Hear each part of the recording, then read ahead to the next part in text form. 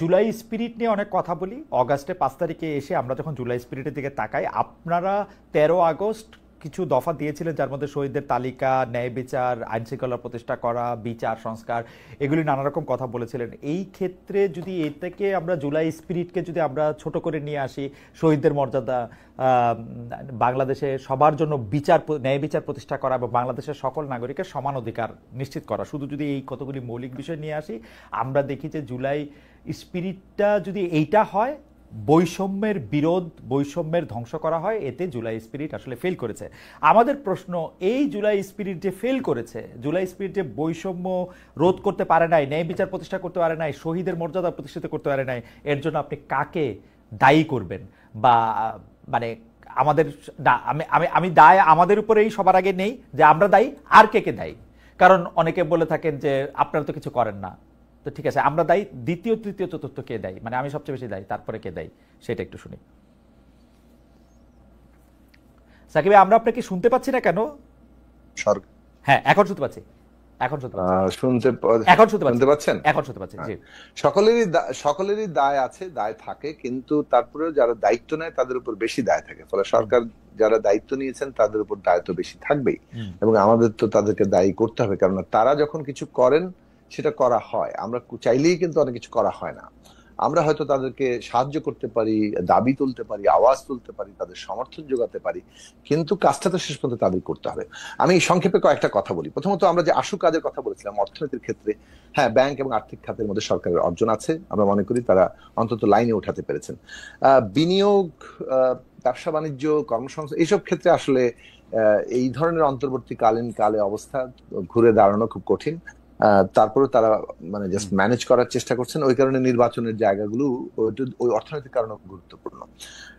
যদি আসি যে ধরেন সংস্কারের প্রশ্নে, এই ক্ষেত্রে সরকার তুলনামূলকভাবে সফল। মানে সংস্কারের কমিশন করা, রিপোর্ট দেওয়া, ঐকমত্য কমিশন করা, সেটা নিয়ে সব দলের সাথে বসা, স্টেক হোল্ডারদের সাথে বসা এবং ন্যূনতম জাতীয় ঐকমত্য তৈরি করা, কারণ ওইটাই কিন্তু আমাদের মূল লক্ষ্যের জায়গা, ক্ষমতা কাঠামো, ক্ষমতা ব্যবস্থার বদল। সেই জায়গায় তারা করেছেন, এবং এখন হচ্ছে যে এই জাতীয় সনদটা কিভাবে বাস্তবায়ন হবে সে বিষয়ে একটা ঐকমত্য তৈরি করা। আগামী নির্বাচন হবে এবং সংসদটার ক্যারেক্টার কি হবে, এটা কি সংবিধান সংস্কার সভার নির্বাচন হবে, সংস্কার পরিষদ নির্বাচন হবে, নাকি এটা সাধারণ পার্লামেন্ট হবে? মানে কারণ সংস্কার বিষয়টা আমাদের ঐকমত্য, সে কারণে সংস্কার পরিষদের নির্বাচন হওয়া দরকার। না হলে জনগণের সম্মতি ছাড়া সংবিধান বদলালে ওটা হবে অ্যামেন্ডমেন্ট, সেটা কোর্ট যে কোনো সময় আবার বাতিল করে দিতে পারে। কিন্তু গণপরিষদে যেভাবে জনগণ সংসদ একটা পার্লামেন্টকে সংবিধান তৈরির এখতিয়ার দেয়, আমরা বলছি যে যেহেতু এখন নতুন সংবিধান আমরা এজেন্ডা না, সকলের এজেন্ডা না, ঐকমত্য হচ্ছে সংস্কার। ফলে সংস্কার মৌলিকভাবে করতে গেলে এটাও জনগণের এখতিয়ার নিতে হবে, এবং জনগণ এখতিয়ার দিবে আগামী পার্লামেন্টকে যে এই পার্লামেন্ট এই বিদ্যমান সংবিধানের মৌলিক সংস্কার করতে পারবে। সে কারণে এটা সংবিধান পার্লামেন্ট হিসেবেও কাজ করবে, 5 বছরের সরকার গঠন এবং পরিচালনার ক্ষেত্রেও কাজ করবে, এবং হয়তো একটা নির্দিষ্ট সময়ের মধ্যে সংবিধান সংস্কার করবে, সেটা 6 মাস 1 বছর। তো এই জায়গাগুলো নিয়ে এখনো ঐকমত্য হয়নি, এটা হলো একটা দিক। কিন্তু অন্য জায়গায় যদি আমি ধরি সংস্কারের ক্ষেত্রে, যেমন ধরেন পুলিশ সংস্কার, প্রশাসন সংস্কার, মিডিয়া সংস্কার, শ্রম সংস্কার এবং নারী সংস্কারের কমিশন, আরো অনেকগুলো হয়নি, আরো অনেকগুলো গুরুত্বপূর্ণ ক্ষেত্র ছিল, স্বাস্থ্য সংস্কার, শিক্ষা ব্যবস্থা সংস্কার, কোনো কমিশন হয়নি। এইগুলো অনেকগুলো জায়গা কিন্তু সরকার এখনই বাস্তবায়ন করতে পারে, এবং এগুলো হয়তো একটা সমন্বয়ের জায়গা থাকলেই তারা বাস্তবায়ন করতে পারতো, এবং যেটা আমাদেরকে নতুন ব্যবস্থার জন্ম নিচ্ছে এরকম একটা অনুভূতির জায়গায় নিয়ে যেতে। সাকিব, আমি মোটা দাগে সাকিব আপনার সাথে একটু আলোচনা অংশগ্রহণ করি, বেয়াদবি না নিলে।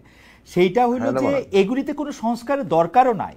যেমন শেখ হাসিনার ক্ষেত্রে, আমি গণমাধ্যমের কথাটা প্রথম বলি, শেখ হাসিনার ক্ষেত্রে শেখ হাসিনা কুক্ষিগত করে রাখছিল অনেকগুলি টেলিভিশন, সেগুলিকে কাউরে লোভ দেখায়, অনেকগুলি পত্রিকা সেগুলি কাউরে লোভ দেখায়, কাউরে ভয় দেখায়। কিন্তু এখন তো আপনি সরকারে আসেন, এখন আপনি কোনো পত্রিকাতে আপনার লোভও দেখানোর দরকার নেই, ভয়ও দেখানোর দরকার নেই, জনকণ্ঠ আপনার দখলও করার দরকার নেই, দখল মুক্তও করার দরকার নেই। আপনি বিটিভিটারে আপনি স্বাধীন করে আপনি দেখান, বিএসএসটারে আপনি স্বাধীন করে দেখান, বিটিভির খবর আপনি ডক্টর মোহাম্মদ ইউনূস আজকে বলেছেন এই কথা না দিয়ে আপনি দেখান, তাইলেই তো হয়। এটাতে আপনার কোনো সংস্কারই করা দরকার নাই। আপনি একজন হেড অফ নিউজ বিটিভিতে নিয়োগ দেন, যে একটা খবর দিবে, যে এই খবরটা ডক্টর মোহাম্মদ ইউনূস ছাড়া অন্য কিছু দিয়ে শুরু হবে। তো আপনি তো শেখ হাসিনার স্কুলের প্রাইমারি স্কুলের ছাত্রদের নিয়ে সেখানে বসেছেন, ঠিক আছে, সংস্কার দরকার প্রত্যেকটা ক্ষেত্রে। যুক্ত করি, সেটা হচ্ছে না যুক্ত করি এটা যে আমাদের বিবেচনায় মিডিয়াতে আরো বেশ কিছু সংস্কারের প্রয়োজন আছে। না না শুধু সেগুলো মিডিয়ার আছে, মালিকানা কিন্তু এটা তো মিনিমাম, এটা তো এক মিনিমাম, মালিক এটাতে 5টা আপনার মিডিয়া আমি খুলে বলছি বসবেন এভাবে, না না আমি এই তো মনোপলি বলতেছি দিয়ে চললে হবে না। না, আমি তো বলতেছি যে সংস্কারের তারও প্রয়োজন আছে, কিন্তু আপনি যে বেগম খালেদা জিয়ার বিটিভি, হ্যাঁ মানে এটা অনেকগুলো মইনুদ্দিনের জায়গাতে বিটিভি, শুরু করতে শেখ পারতেন। হাসিনার বিটিভি আর ইউনূসের বিটিভি একই রাখলেন, এটা কিরকম কথা?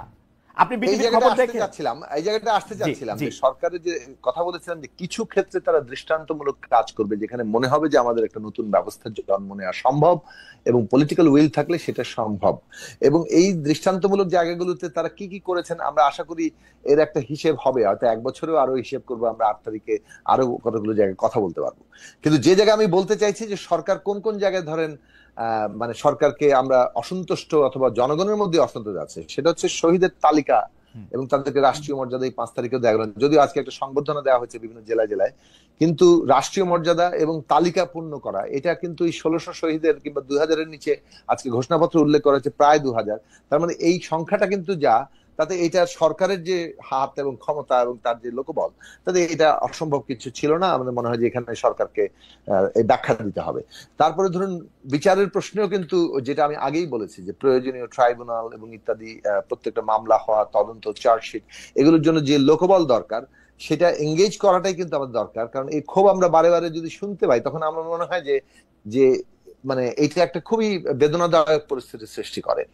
তারপরে ধরুন নিরাপত্তা এবং এই প্রশ্নে এসে এই সরকারের ক্ষেত্রে আমরা সত্যি সত্যি একটা বেশ মাঝে মাঝে মনে হয় যে কেন তারা এটা ব্যর্থ হচ্ছেন। হ্যাঁ, পুলিশ বাহিনী ভেঙে পড়েছিল, তাকে পুনর্গঠনের জন্য 1 বছর তো সময় পেয়েছেন। সেই ক্ষেত্রে আপনাদের জবাবদিহিতার জায়গাটা যদি প্রতিষ্ঠা না করা যায়, ধরুন একটা উদাহরণ দিই যে লালবাগে পুলিশের থানার পাশে খুব অল্প দূরত্বে কিন্তু একজনকে এইভাবে নৃশংসভাবে হত্যা করা হলো। তো পুলিশের সেখানে যে কর্মকর্তারা ছিলেন তারা কি এটার জন্য অ্যাকাউন্টেবল হয়েছেন? তাদেরকে কি কোনো জবাবদিহি করা হয়েছে? তাদেরকে কি মানে কোন রকম শাস্তিমূলক কোনো বিভাগীয় ব্যবস্থা নেওয়া হয়েছে? সেইগুলো জায়গাটা না হলে সবাই মনে করতে পারবেন আমি তো অপরিহার্য, কিছু না করলেও চলে। এবং সবকিছু একটা পুলিশ বাহিনী মানে ভঙ্গুর, পুলিশ বাহিনী কাজ করছে না, এই কথা বলে যদি আমরা বছর পার করি এভরিথিং জাস্টিফাইড হয়। শুধু তাই না, আপনি রাষ্ট্রের মানে যাকে বলে ফিলসফির দিক থেকে রাষ্ট্র ধারণাই ন্যায় বিচারের সাথে ওতপ্রোতভাবে যুক্ত। রাষ্ট্র যদি ন্যায় বিচার দিতে না পারে সেই রাষ্ট্র টিকবে না। শেখ হাসিনা তার রাষ্ট্র ফেল করেছে কেন? কারণ হচ্ছে যে সে ন্যায় বিচার জায়গা থেকে সরে গিয়ে অত্যাচারকে তার ভিত্তি করেছিল। এখন আপনি মব আক্রমণকে যদি একটা মানে এটাকে যদি অ্যালাউ করেন অথবা এটাকে নানাভাবে আপনি মানে প্রচ্ছন্ন ভাবে হলেও সমর্থন দেন, তাহলে যেটা হবে যে এটা তো মানে এটা তো এইটাই পদ্ধতি হিসেবে ছড়িয়ে পড়বে, তখন আর রাষ্ট্র বলে কিছু থাকবে না।